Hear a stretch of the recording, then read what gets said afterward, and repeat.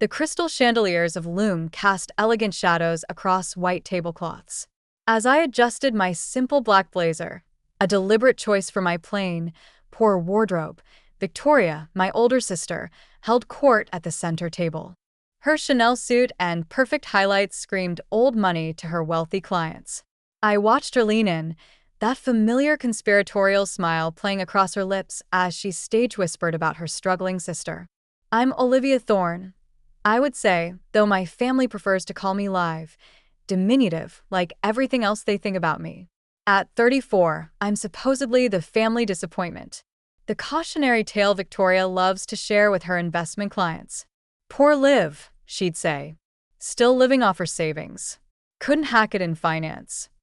If they only knew those savings were worth $4.2 billion as of this morning's market opening. Live, darling." Victoria's voice carried that precise mix of pity and condescension she'd perfected over years of practice. "So glad you could join us."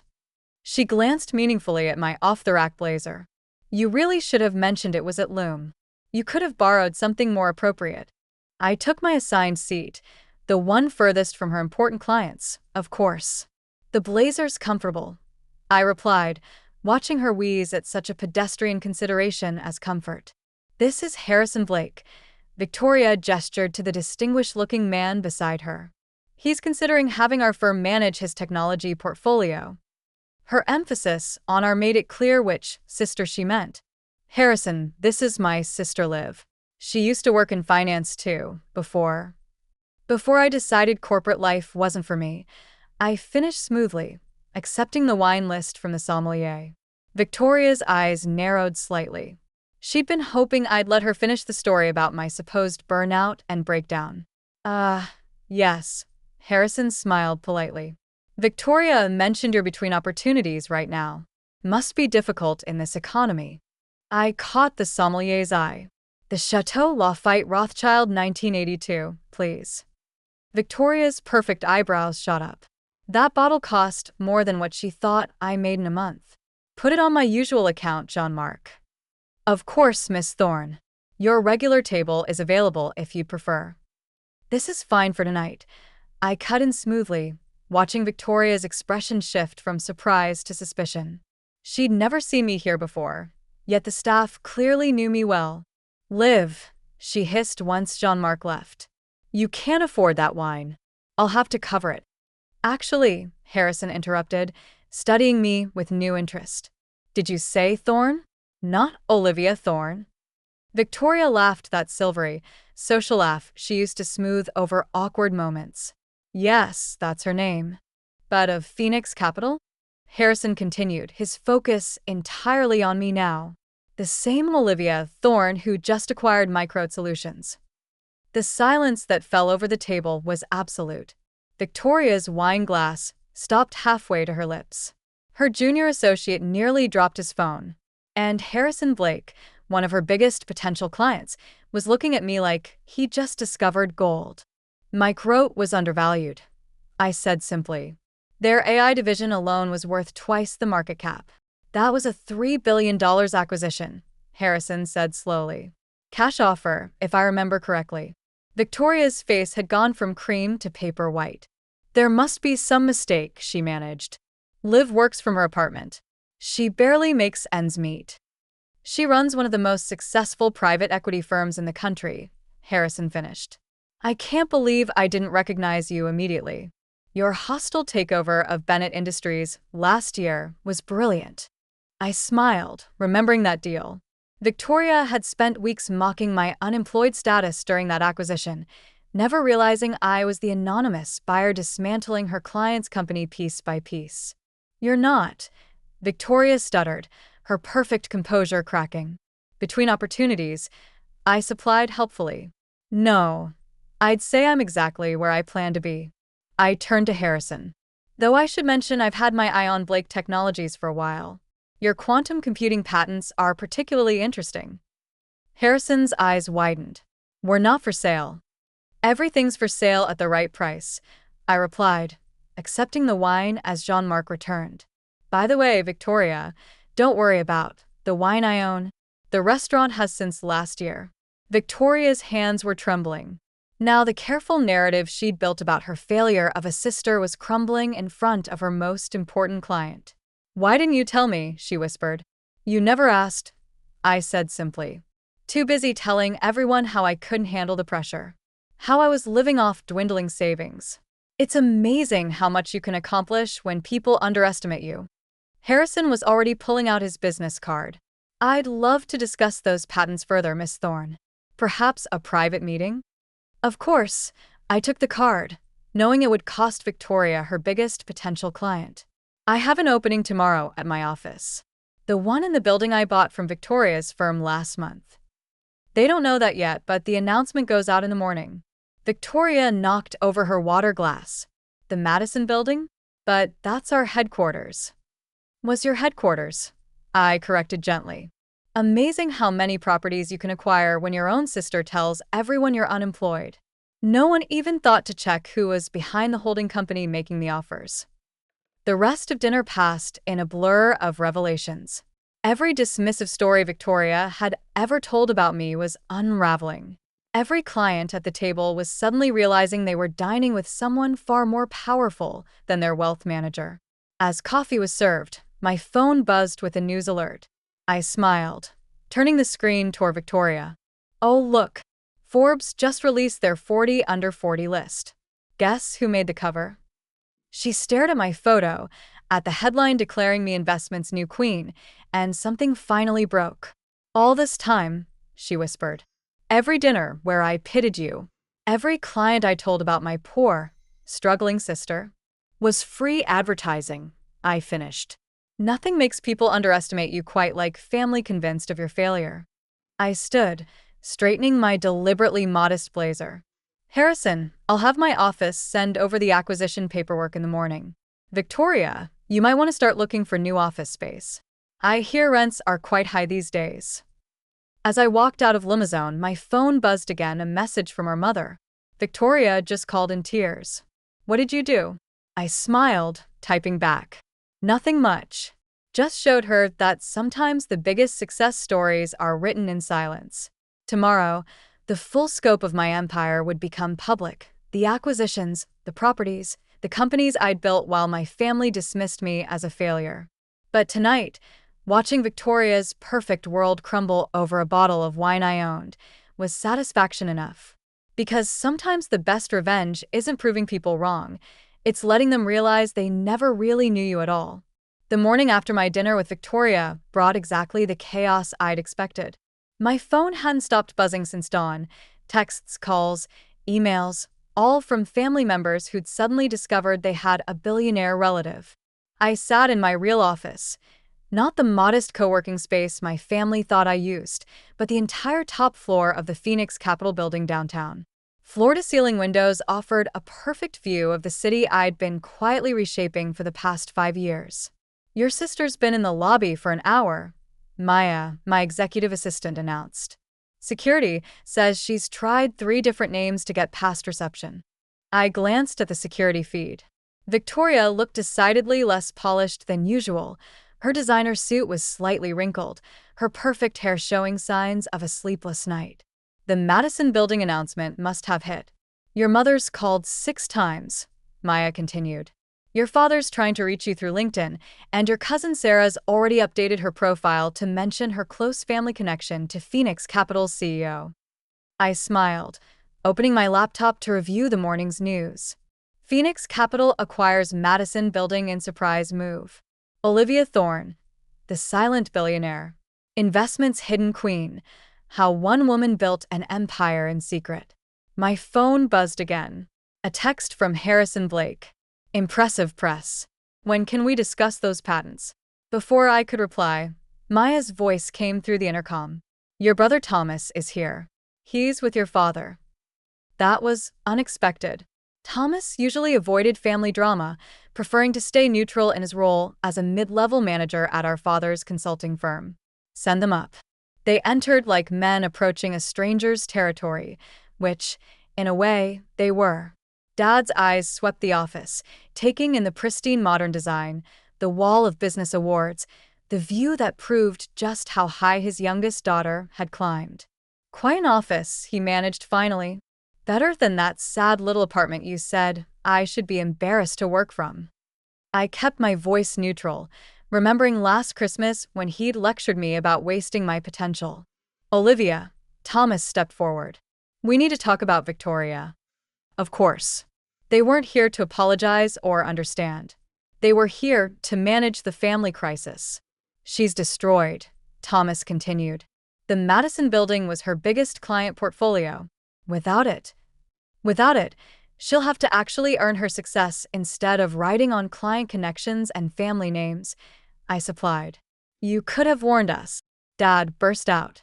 All these years, watching us worry about you, letting you think exactly what you wanted to think. I cut in. When did any of you actually ask about my work? My goals? My dream? Victoria was too busy using me as her cautionary tale. You were too convinced I'd failed by choosing my own path. But billions. Dad sank into one of my visitor chairs. How did we not know? I walked to my window, looking out at the Madison building, where Victoria's firm would soon be vacating. Remember when I left Harrison Corp 5 years ago? When Victoria told everyone I'd had a breakdown? They nodded. That story had become family legend. Poor Liv couldn't handle the pressure. Ran away from a promising career. I left because I saw an opportunity everyone else missed. Tech companies were undervalued, ripe for acquisition. But I knew how this family operates. If I'd announced my plans, you'd have tried to control everything, direct my investments, manage my choices. Just like you always had. We were trying to help, Dad protested.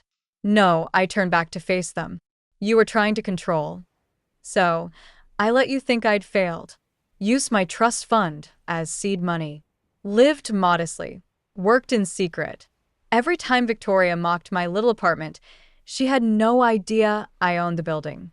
Every time you lectured me about responsibility, I was closing million-dollar deals. And now? Thomas asked quietly. Why reveal everything now?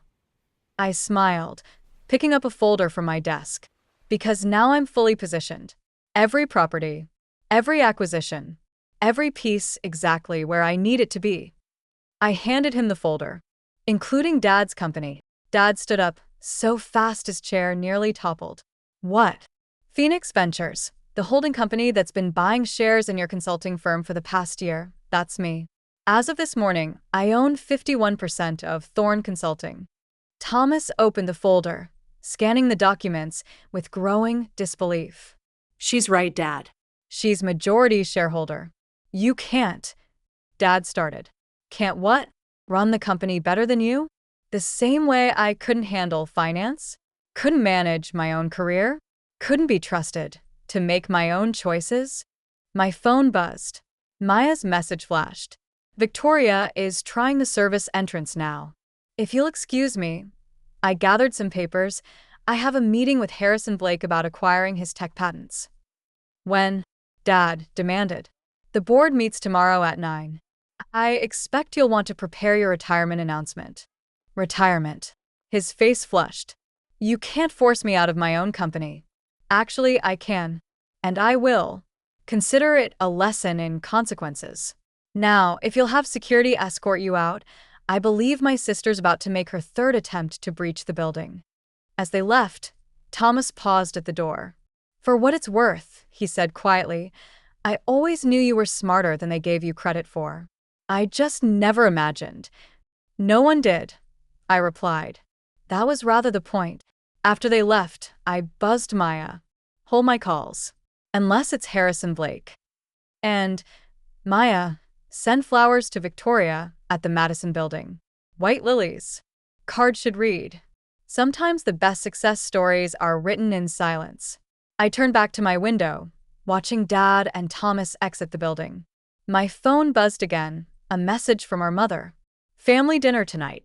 We need to discuss this as a family. I typed back. Can't make it. Board meeting prep. But feel free to discuss my billions without me. You've had plenty of practice discussing my failures. Because this was just the beginning. Victoria's client exodus was about to start. Dad's retirement would shake the consulting industry. In my family, they were about to learn that sometimes the person they wrote off as a failure was actually writing their ending. The boardroom of Thorne Consulting looked exactly as I remembered it from childhood, all dark wood and leather chairs designed to intimidate. I'd spent countless hours here as a girl, watching my father command his empire, while telling me I wasn't cut out for real business. Now, at 8:55 a.m., I sat in his chair, reviewing the documents that would reshape our family legacy forever. The other board members filed in slowly, their usual confidence replaced by uncertain glances and whispered conversations. They'd all received the morning's press packet, complete details of Phoenix Capital's acquisition, my father's retirement, and the company's new direction. Dad entered last, Victoria, surprisingly, at his side. They'd clearly coordinated their attack. Both wore power suits and matching expressions of righteous indignation. "This is ridiculous," Dad announced before even sitting down. "You can't just walk in and take over." "Actually, I cut in smoothly. I walked in months ago. You just didn't notice because you were too busy dismissing me." I nodded to my legal team. "Please distribute the voting records." Victoria grabbed her copy, manicured fingers trembling slightly. "These are fake. They have to be." Like my supposed breakdown was fake? I raised an eyebrow. Or my alleged failure? "No, sister dear. These are quite real. Every share purchase, every proxy vote, all perfectly legal and verified. You've been planning this." Dad's face had gone from red to pale. "All those family dinners where you let us lecture you were excellent opportunities to gauge the company's weaknesses," I confirmed. Amazing what people reveal when they think they're talking to someone who doesn't matter. The boardroom door opened again. Harrison Blake walked in, followed by 3 other major clients Victoria had been courting. Her face went from pale to ashen. "Harrison," she started, "we had a meeting scheduled for—" "With Phoenix Capital," he finished, "which, as we now know, means with your sister." He took a seat beside me. "The patents we discussed last night, Olivia. I'm ready to proceed." Victoria's Montblanc pen snapped in her grip, leaving a blue stain on her pristine white cuff. "Those were my clients," she whispered. "We're being the operative word." I agreed. Just like this was Dad's company. Things change. Especially when you spend years underestimating the wrong person. I stood, straightening my designer suit. No more playing poor. No more hiding my success. Let me be clear about what happens next. Dad, you'll announce your retirement effective immediately. Victoria, your position as head of client relations is terminated. The rest of the board can either adapt to new leadership or tender their resignations. "You can't," Dad started again. But I held up my hand. "Actually, I can. And I have. But here's what's interesting. I didn't have to." I clicked a remote, bringing up financial projections on the wall screen. The company's been mismanaged for years. Client retention is down 40%. Innovation is stagnant. You've been coasting on old relationships while the market evolved. The board members shifted uncomfortably. They'd known this, but had been too afraid to challenge my father. "In the past 6 hours," I continued, "Phoenix Capital has received 14 inquiries from major clients looking to transfer their business. Apparently, they prefer working with a sister who built a billion-dollar empire in secret over the one who spent her time mocking others' failures." Victoria stood abruptly. "This is about revenge. About making us pay for not believing in you." "No," I said quietly. "This is about business. You taught me that, remember? All those times you told clients about your pathetic little sister. Well, now they know which sister they should have been watching." My phone buzzed. A message from Maya.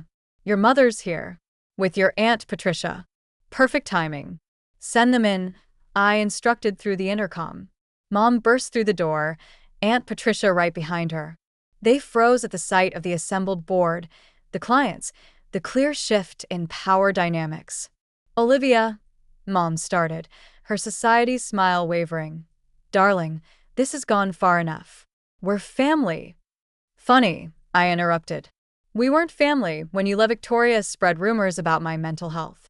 We weren't family when you excluded me from events because I was embarrassing." We weren't family last month when you all laughed about my sad little startup at Sunday dinner. I clicked through to the next slide. Phoenix Capital's complete portfolio. Properties, companies, investments spanning 6 continents. We're only family now because I'm worth billions. And that's exactly why this company needs new leadership. The board won't stand for this. Dad tried one last time. The board already has. I nodded to Harrison, who produced another folder. As of this morning, he announced, Phoenix Capital has voting agreements with 82% of shareholders. This transition is happening, Robert. The only question is whether you'll retire gracefully or be removed. Dad slumped in his chair, decades of authority draining away. Victoria's perfect makeup couldn't hide her tears. And Mom just stared at me like she was seeing a stranger. In a way, she was. Maya will show you out, I said calmly. Your retirement package is generous, Dad. Victoria, your severance will be fair. Consider it a lesson in the danger of underestimating people. As security arrived to escort them out, I turned to the remaining board members. Now, shall we discuss the company's future? I have some thoughts on modernization. Later that evening, I sat in my office, reviewing the day's press coverage. The business world was buzzing about the silent billionaire who'd orchestrated one of the most elegant corporate takeovers in recent history. Victoria's client list had already started defecting to Phoenix Capital. Dad's retirement announcement was drafted and scheduled for morning release. My phone buzzed with a text from Thomas.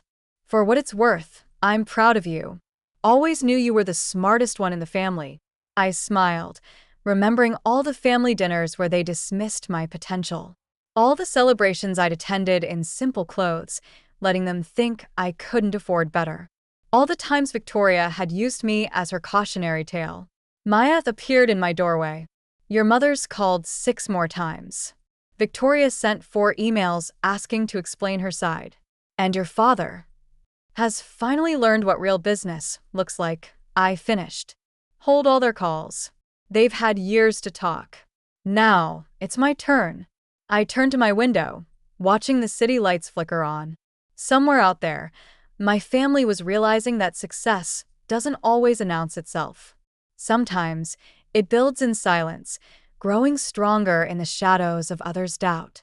And sometimes, the sister they dismissed as a failure was actually writing their ending all along. Because revenge isn't always about destruction. Sometimes, it's about showing people exactly who you've become, while they were busy underestimating you. I picked up my phone and typed one final message to our family group chat. Next family dinner will be in my boardroom. Dress appropriately. After all, we have a new hierarchy to discuss. Asterisk, asterisk. Then I turned back to my empire, the one I'd built in silence while they counted my failures. Because sometimes the best success stories are written by the people no one thought to watch. And I was just getting started.